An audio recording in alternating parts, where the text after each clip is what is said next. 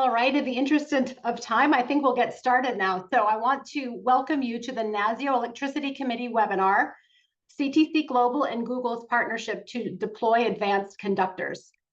Next slide, please. Before we start, just a few housekeeping items. Most of you are familiar with the Zoom webinar format, so only speakers and panelists will have camera and mic access. Please note that following the presentations and the moderated discussions, we'll have the opportunity for audience Q&A, and we ask that you please use the chat function to pose your questions. Please also note that this webinar is being recorded and will be posted on the NASEO website. That is minus the Q&A portion. So the presentations will be available for viewing after the fact. Next slide, please. So my name is Kaitlin Reed. I serve as Senior Program Director with the National Association of State Energy Officials, also known as NASEO. For those of you who aren't familiar with NASEO, we're a national nonprofit that supports all 56 state and territory energy offices throughout the United States. And we serve as a resource for and about state energy offices on a wide spectrum of energy topics through a variety of means. And one of the ways we do this is through events such as this. We host national dialogues on emerging energy issues. Next slide, please. This slide illustrates the broad range of topics and program areas that we focus our work on at NASEO. And for many of these topics, we have set up various standing committees, task forces, and working groups. Next slide, please. Although this topic today for this webinar is likely of broad interest, today's webinar is intended to support the work of the NASEO Electricity Committee. And the focus of that committee is to convene state and territory energy offices and affiliate partners for discussions and exchanges of best practices and peer learning on electricity issues, from transmission and distribution planning to integration of generation resources at the distribution and bulk power levels, interdependencies with other sectors, and the resiliency of the electrical grid. Next slide, please. So now on to our agenda. So it goes without saying that the topic of transmission is dominating the energy news these days. It's certainly having its moment. A big focus is our aging grid and the need for more transmission to meet the multitude of goals we all have. Increased demand growth, resilience, reliability, and affordability. So getting more out of the existing grid is a primary focus of many of us. So we're especially excited today to have these two speakers discuss this significant initiative that aims to do just that. Today we have Kaitlin Savage with the Energy Market Development Team at Google, and we have Theodore Paradise, who serves as Chief Policy and Grid Strategy Officer at CTC Global. And our speakers are going to be tag teaming on this topic today to highlight their partnership, providing an overview of data centers and the associated demand growth and challenges and solutions associated with them, an overview of the state of the transmission grid in the United States to provide sort of a larger context for this discussion and for this initiative, and also provide a deeper dive into this partnership and what it really means, and discussion of anticipated benefits from this initiative. So without further ado, I'd like to hand it over to our speakers. So Kaitlin, I'll hand it off to you. Awesome, thanks, Catherine. As Catherine mentioned, I work on Google's Energy Market Development Team. So our Energy Market Development team focuses on policies, legislative and regulatory related to our data center energy consumption, partnerships, so working with anything from industrial customer groups to organizations like NASEO or NARUC, as well as product development. So this would be an example of one of the products that our team is developing. And next slide, please. Google really has a long history of developing some of these more innovative market products. So for over a decade now, Google has really worked to be a proactive and innovative grid partner. As a large energy user, we believe that we have a responsibility to help solve some of the challenges associated with load growth, which we also see as an opportunity to evolve a stronger and more reliable system. So that commitment has led us to develop a number of these solutions across the country. One of those is the capacity commitment framework. So this is where we are advocating primarily at state utility commissions for minimum contractual obligations, so minimum contract terms, minimum demand charges, collateral requirements, to ensure that those commitments are in place as part of a utility's load forecasting to reduce speculative demand and also help control costs associated with infrastructure builds and shield ratepayers from any cost increases associated with large load growth. We've also developed what we call a clean transition tariff. So one example of that is in working with NV Energy and Fervo to bring on enhanced geothermal to NV Energy system. And that was another great example where we brought next-gen carbon-free technology onto the grid, but in doing so, helped drive down costs of that technology for other customers.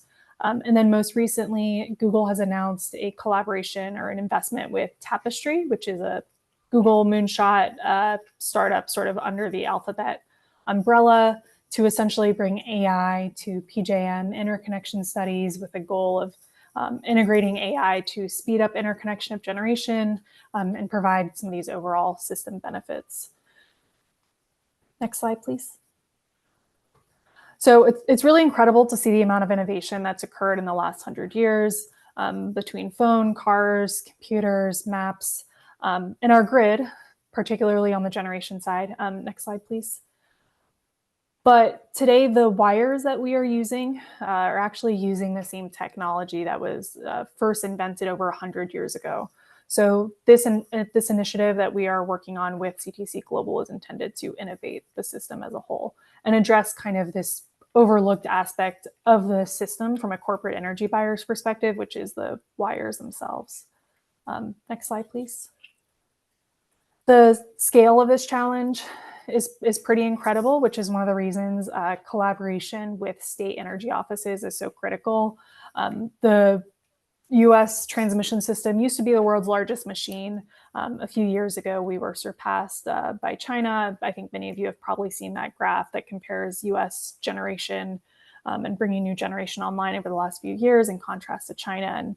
And it's pretty incredible to see the stark differences in trajectories where our country has slowed down significantly in build out of this infrastructure, which is critical, not just to AI data centers and the global AI race, but also to our broader national security and industrial development. Next slide, please. So bringing us to this first of a kind collaboration with Google and CTC Global, the same way we have historically led on the generation side of the equation. And in the last 15 to 20 years, corporate energy has accelerated those carbon-free energy technologies. We're looking to do the same thing here with advanced conductors. And we see them providing a number of benefits. Next slide, please.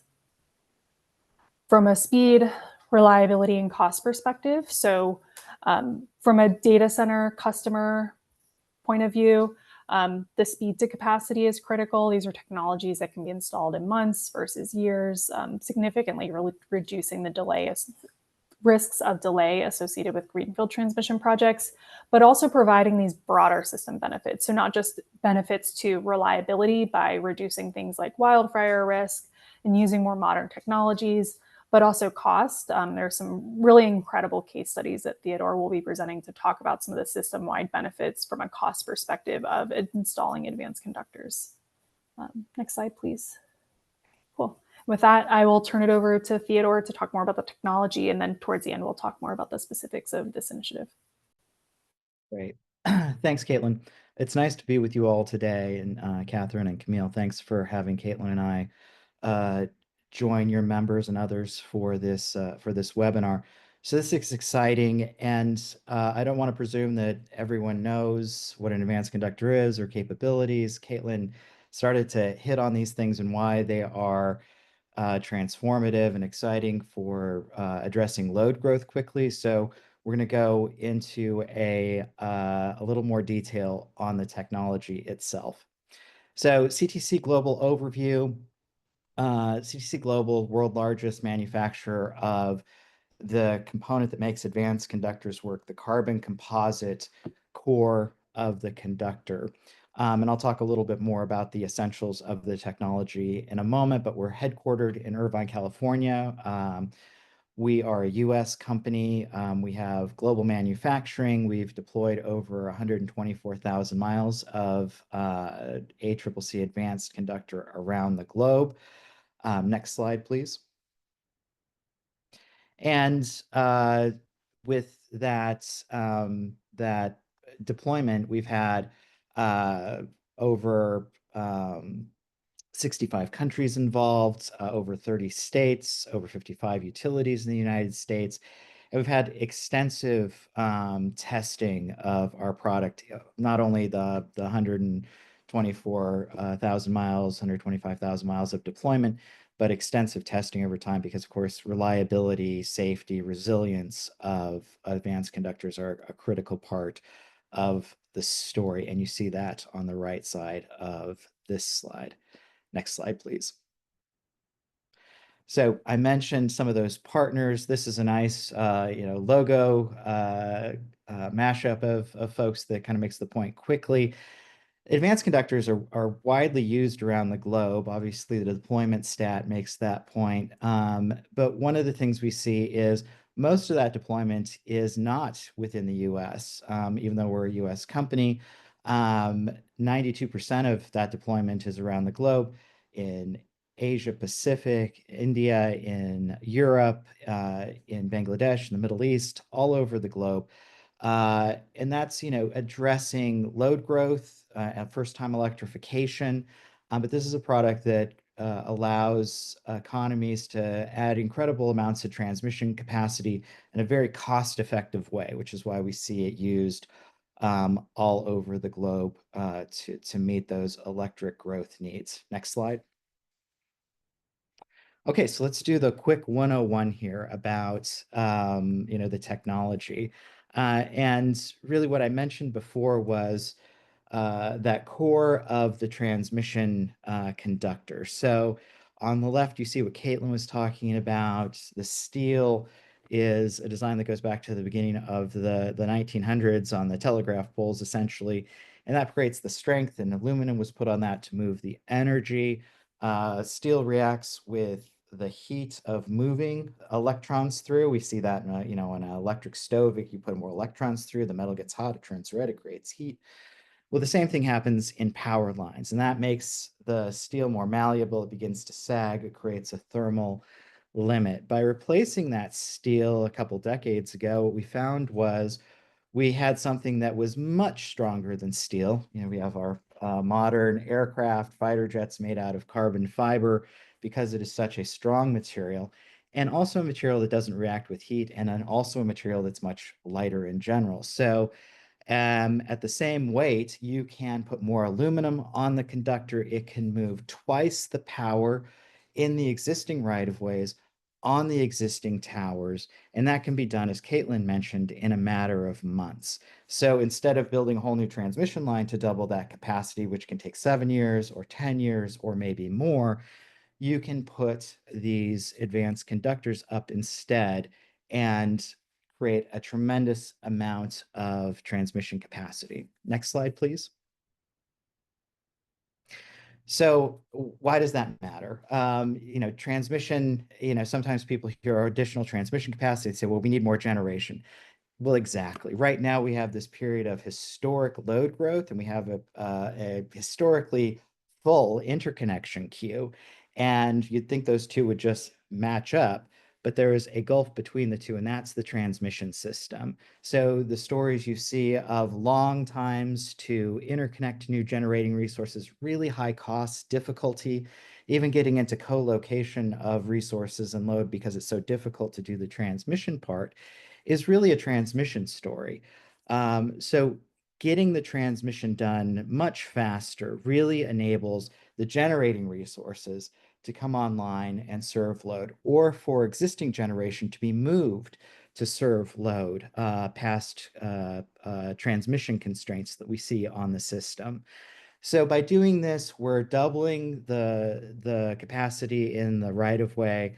We're reducing line losses. That's the electricity lost to heat. The hotter you run these lines to move capacity, which is what happens with some of the steel conductors now, you just try to push a lot more through it. You lose a lot of that power through heat. And so this reduces the line losses by up to 40%. And it is about 75% less than building a new line, so significantly less. It's about 50% less than rebuilding a whole new line to go higher to try to put up bigger conductors because again, this is doubling the transmission capacity at the same voltage. So those lines don't have to go higher, the right-of-ways don't have to go wider. You're avoiding triggering siting and new NEPA reviews. And that is key to the speed. It also allows you to do it with the circuit live, which allows you to do it in a bigger window throughout the year. Next slide, please. And another component of this that's of interest probably to states, certainly we've had a lot of discussion with state energy offices about this, is I mentioned that the carbon doesn't react in the same way as steel does. So that creates a very low sag transmission line. And this is incredibly important for wildfire mitigation. You don't have lines that sag carrying all of that power.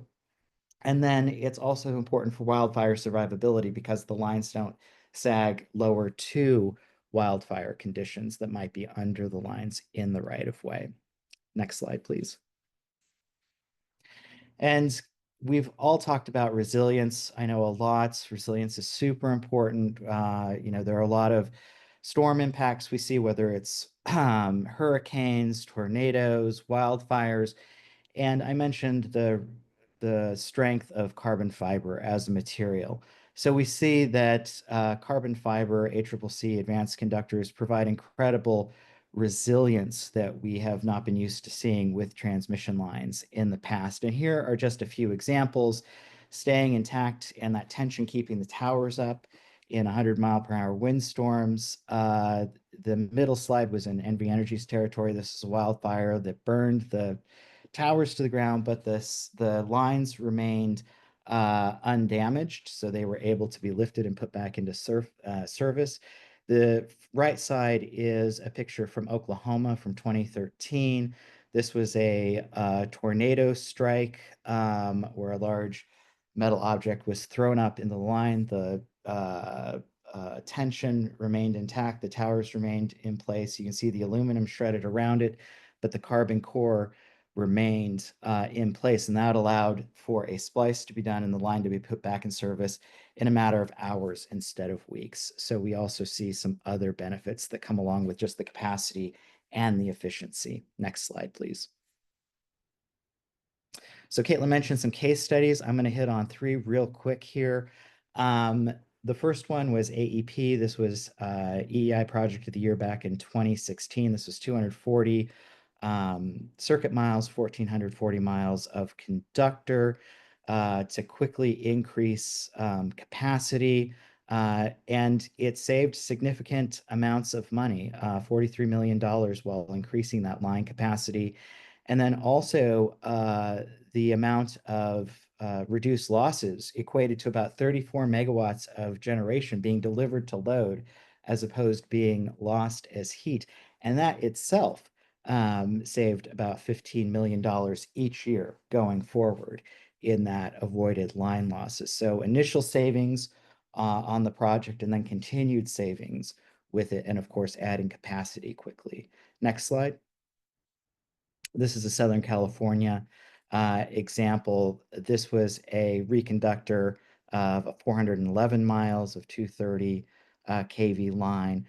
This saved $87 million and improved, obviously, the sag that I mentioned and reduced the line losses, in this case, by about 30%, and saving that about $85 million over a multi-year look ahead of what that would result in consumer savings, assuming a fairly conservative energy price in this case. So again, another story of reduced costs to double that capacity, or 60% more capacity in this case, and a significant timeline savings, as Kaitlin mentioned, speed being a critical element. Next slide.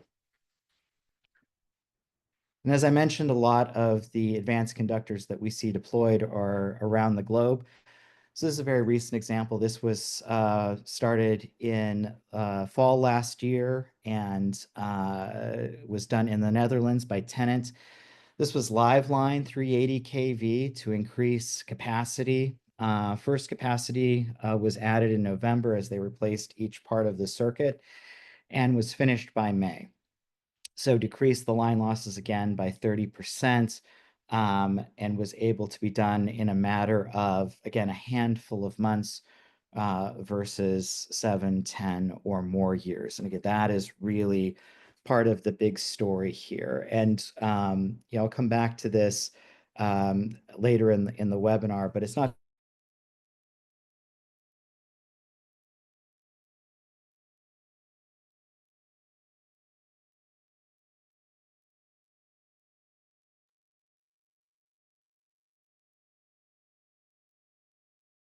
as well. Next slide, please. And just one more. This was just to show what's possible. This was a line that was done with Altalink.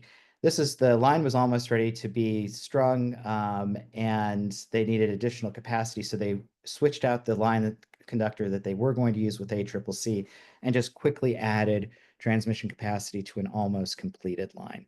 Next slide.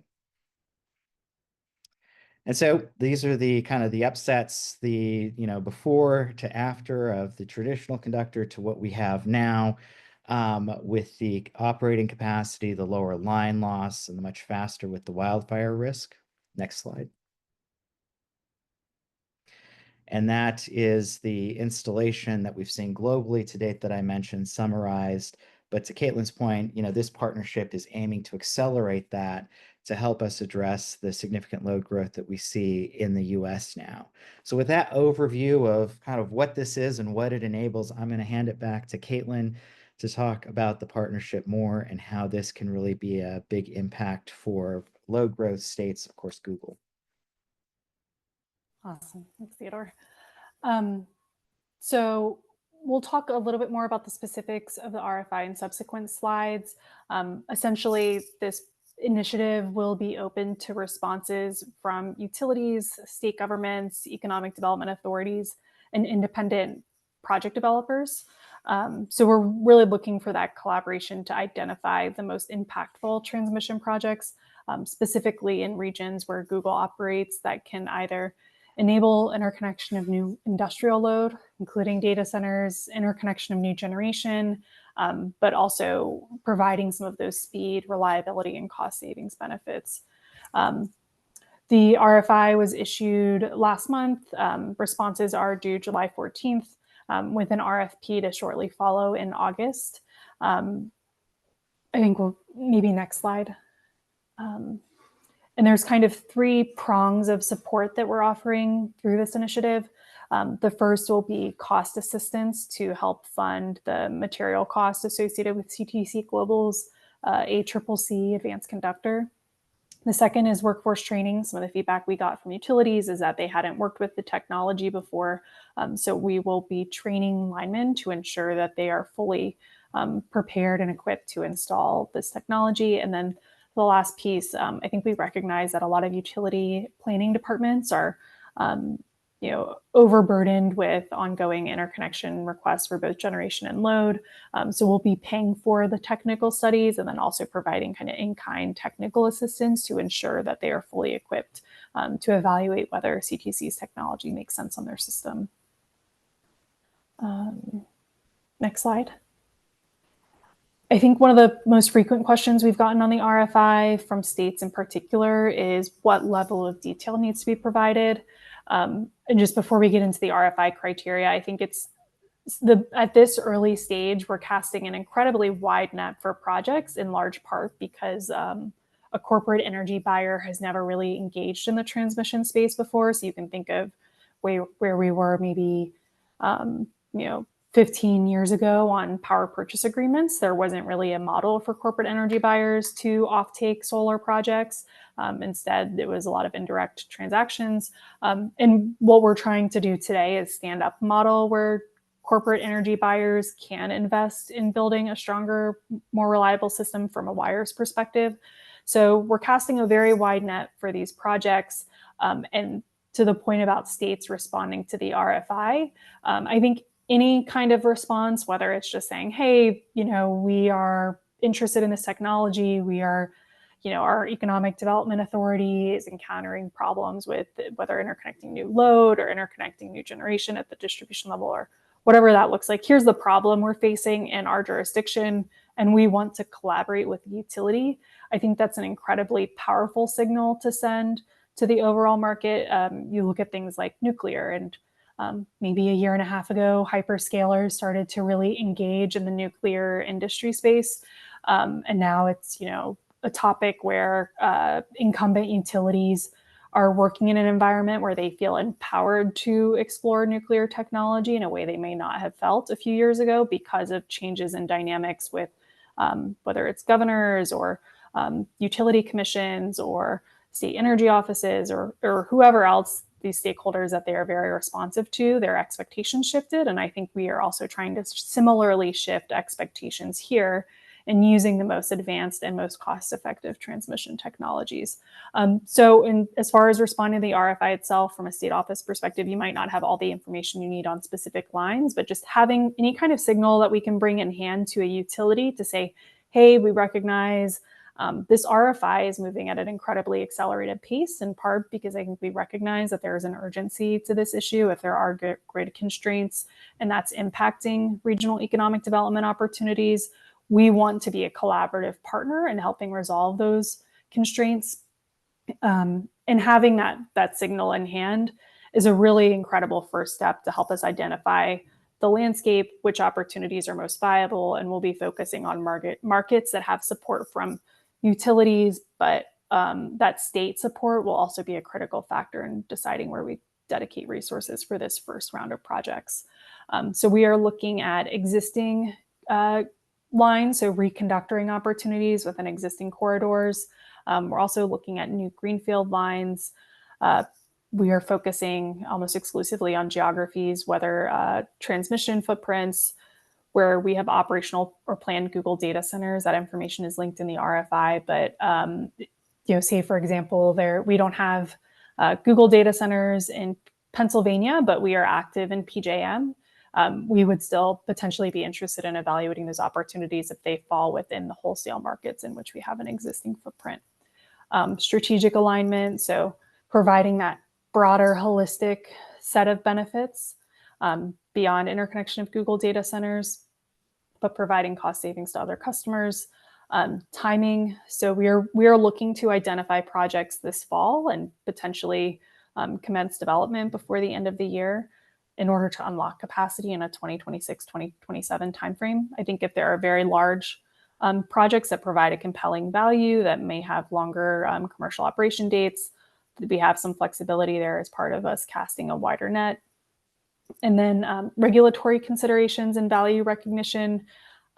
So the pathway that we will take to invest in these technologies will be highly dependent on state utility regulations, and part of that will also depend on the project characteristics. So for example, using an advanced conductor on a generation tie might be as simple as switching out specifications for something that a project developer is self-building on their own that might not require any regulatory approval. We could go through some of these structures that we've developed, like the clean transition tariff that we've used for enhanced geothermal. I think the problem there is that oftentimes the timeframes for getting something like a novel tariff approved can be several years when we're looking to move at a faster pace. We're considering investing through contribution in aid of construction if it's a larger project, and that means we can move more quickly. We could look at the RTO level, like a sponsored or FERC level, sponsored transmission project, but all of those will be dependent on state utility regulation and project specification. So depending on which projects are most impactful from these other criteria. Next slide, please. So I think we covered this briefly, but the RFI was released last month. We held a few webinars for the initial set of invited RFP respondents. The RFI responses are due next Monday, I think at around 10 p.m. Eastern. And we will move about 3 weeks later to the full RFP. At that stage, we will start to do more detailed technical evaluation of the specific sites to identify how much capacity could be unlocked from any given project. And then I mentioned earlier, we plan to start negotiations on the selected projects later this fall and potentially begin development as early as January or December 2025. Next slide, please. Great. Theodore, is there anything I missed on the RFI itself? Yeah, I think you hit the key points on the RFI, Kaitlin, and a really good overview. And before we get to Q&A, I was going to just take a couple minutes to talk about the role of states and transmission planning and where we are, because Kaitlin put some of these things together. It is a really exciting thing that's happening here, as Kaitlin noted. Large loads were really transformative in power purchase agreements and really created a sense of empowerment that states have certainly engaged in as well, with contracting over the years for particular resources. And that's had a huge impact. And now we're looking at this part of the transmission system. And so what does that mean? I talked a little bit about just the lower costs of adding capacity, but to talk about the impacts on the energy and the capacity markets, for example, these are huge costs areas, right, for consumers and businesses in states. And they're intended to send price signals. So in the PJM capacity market that we saw clear not that long ago, that added about $12.5 billion in costs, it was a supply demand, right? Economics 101 signal of this is the projected demand.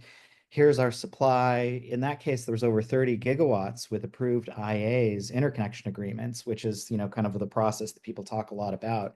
These are projects that had completed that process and still didn't have the clear path to the transmission capacity.